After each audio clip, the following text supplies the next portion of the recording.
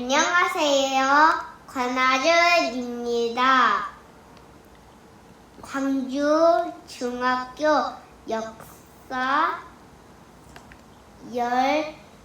12번째 원격 수업 교과서랑 학습지 준비해 주세요. 원격 수업 전에 꼭 약속 읽어보세요. 자, 얘들아, 이 사진이 뭔지 혹시 알고 있을까? 오늘 이 사진에 대해서 하준이가 한번 소개를 해주고 싶대요. 한번 들어보고 나서 우리 오늘 수업 진도 나가보도록 할게요. 인도의 타지마할을 소개합니다. 인도 무굴 제국 5대 왕제 샤자한을 사랑하는 왕비 문타즈 마할 이 아이를 낳다가 죽자 부인을 추모하기 위해서 타지마할을 건립하였습니다. 무굴 제국, 이탈리아, 프랑스 등을 건축 기술자로 초청하고 2만 명 이상으로 노동자를 동원하여 세금을 한꺼번에 50%를 올려가면서 22년 동안 무덤을 짓는데 열중하였습니다. 타지마할을 짓는데 100세개의 대리석과 보석으로는 티베트의 수정, 미얀마의 옥, 사파이어, 다이아몬드를 수입하여 타지마할을 지었다고 합니다. 그래서 세계에서 가장 아름다운 무덤이라고 알려졌습니다. 샤자한 황제는 10년 후 만네 아들의 쿠데타로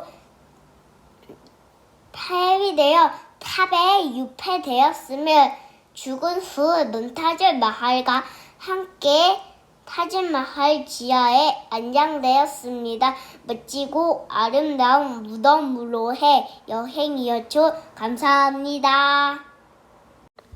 자, 하준이 설명 잘 들었죠? 지금부터는 선생님과 우리나라 87년 6월 민주항쟁 이후로 대통령 5년 단임의 직선제가 이루어지게 된 이후 우리나라에서 당선된 대통령들의 업적에 대해서 좀 알아보도록 할게요. 교과서에는 여러분이 알고 있는 여기 있는 노무현 대통령까지 나와 있거든요. 자, 이 대통령들의 각각 이름을 보면서 우리 한번 알아보도록 할게요. 우선 이름만 먼저 살펴보도록 할까요? 자, 이분은 누구실까요?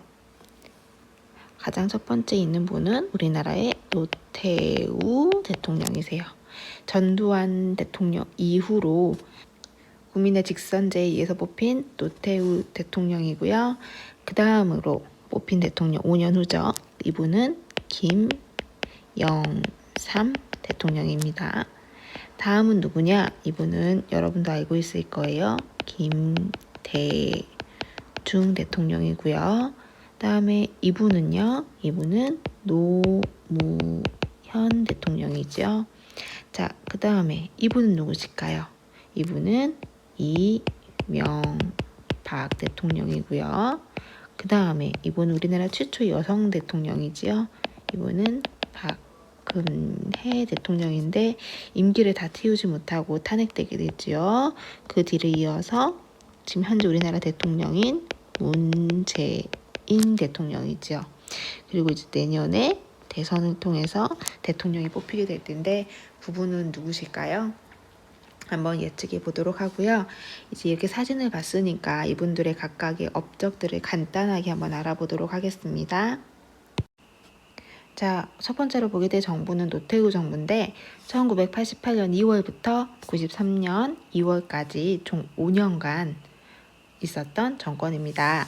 노태우 정부의 업적이라 본다면은 88년에 우리나라에서 큰 국제 행사를 치르게 되죠. 그게 뭐죠?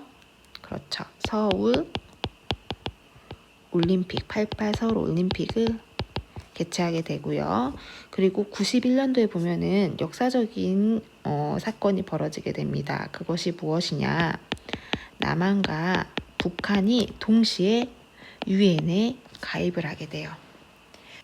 그리고 우리나라가 그 공산주의 국가들과는 그동안 교류가 많이 없었어요.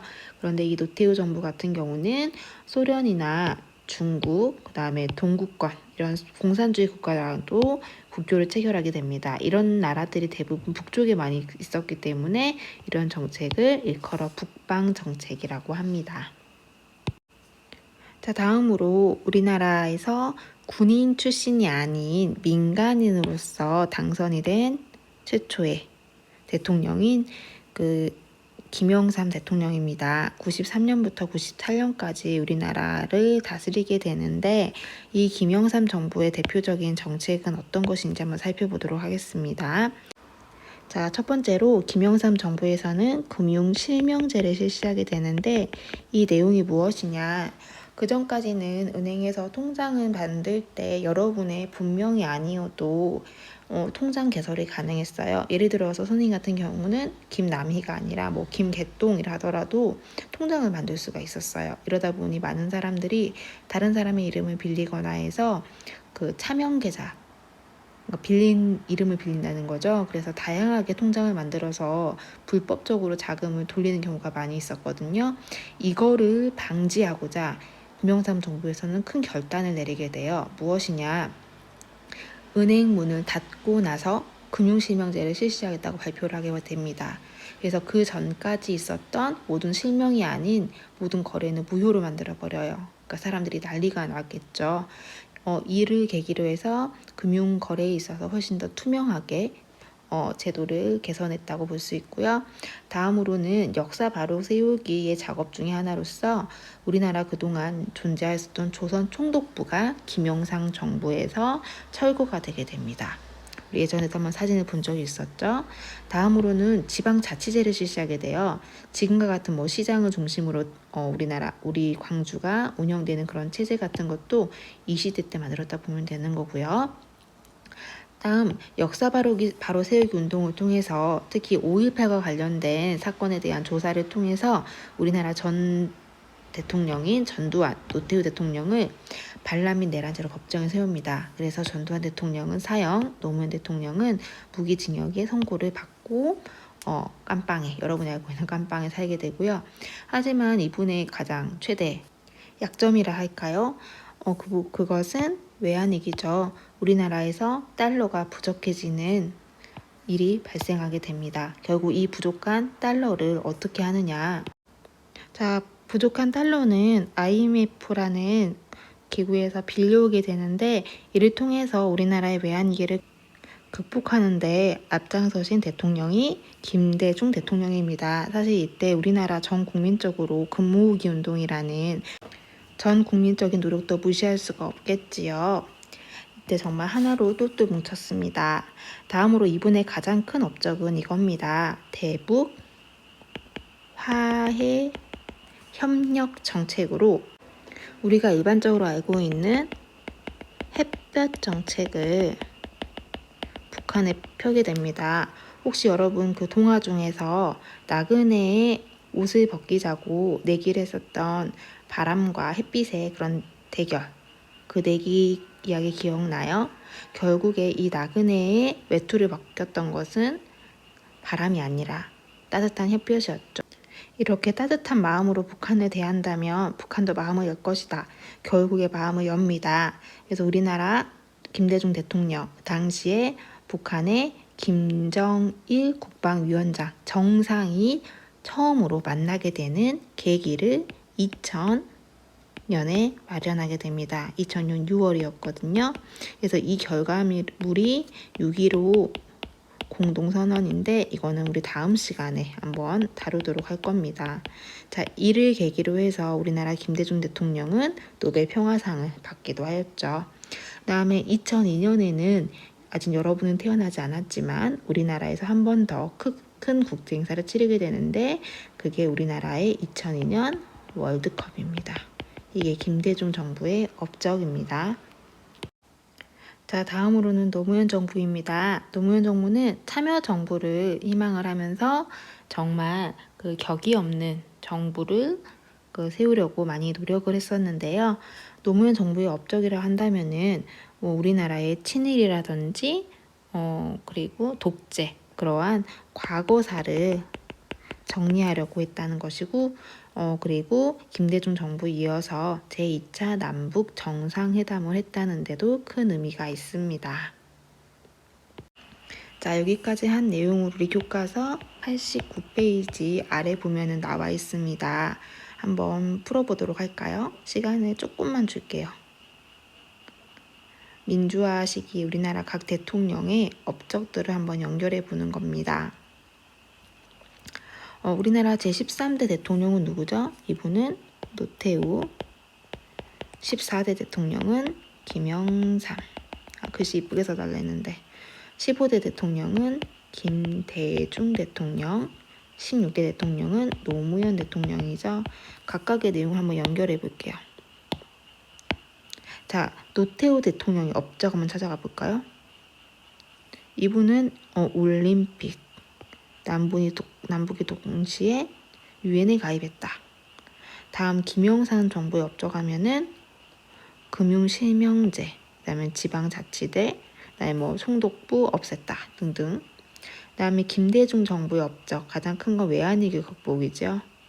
그다음에 대북 화해협력 정책, 햇볕 정책을 폈고요.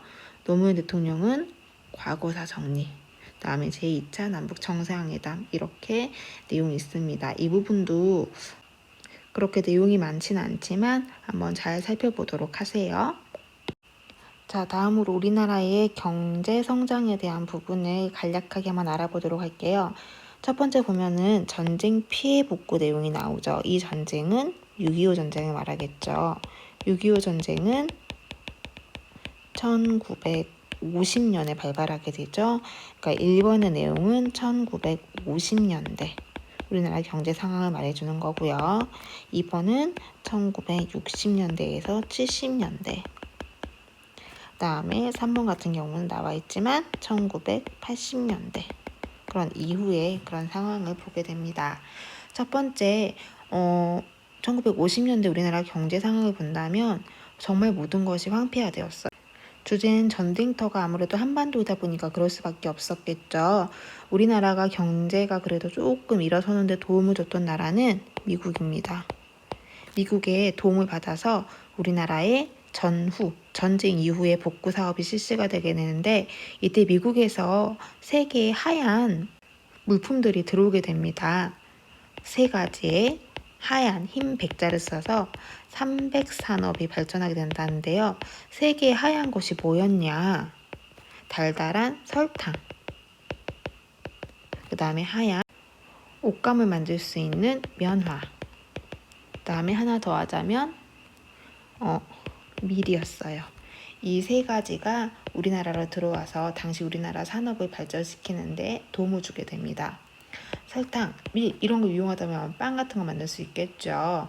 그리고 많은 곡류들도 많이 들어오게 됩니다.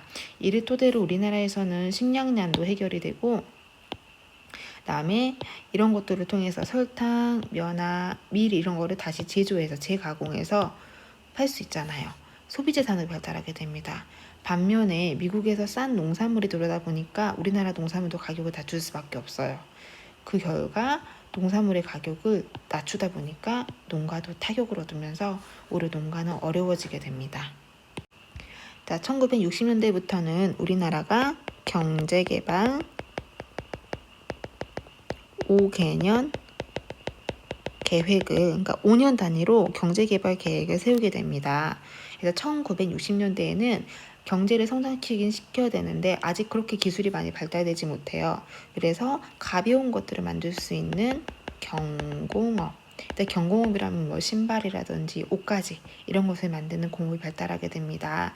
근데 기술의 발달로 오히려 더 이제 비싼 물건 같은 거 만들 수 있는 거, 예를 들어서 배를 만든다던가 아니면 철을 만든다던가 이러한 좀 더 무거울 중자 써서 중공업이 1970년대에는 크게 발전을 하게 됩니다.